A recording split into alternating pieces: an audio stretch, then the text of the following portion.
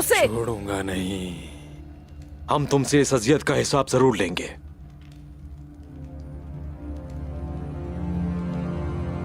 क्या कर रहे हैं ये? ऐसा कुछ भी नहीं है जो हमें इन लोगों से उगलवाना है। इसकी जरूरत नहीं। अगर तुम इनको पहले ही काबू में रखते तो ये वजीर के साथ गद्दारी नहीं करते। सिपाही, अपने फराइज अंजाम दो।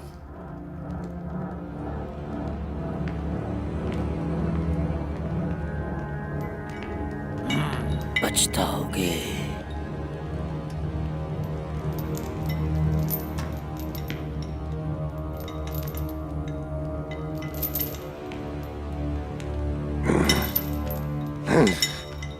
इसे लेकर आओ।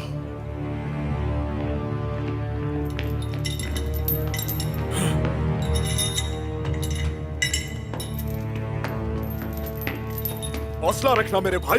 भाई सुंगुर, हिम्मत नहीं हारना। छोड़ दो मुझे, छोड़ो। हमीज, छोड़ दो मुझे।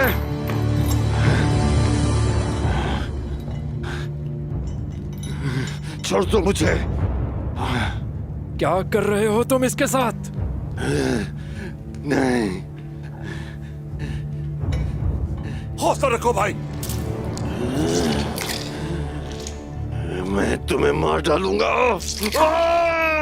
तुम्हारी हिम्मत कैसी हुई वजीर पर हाथ डालने की?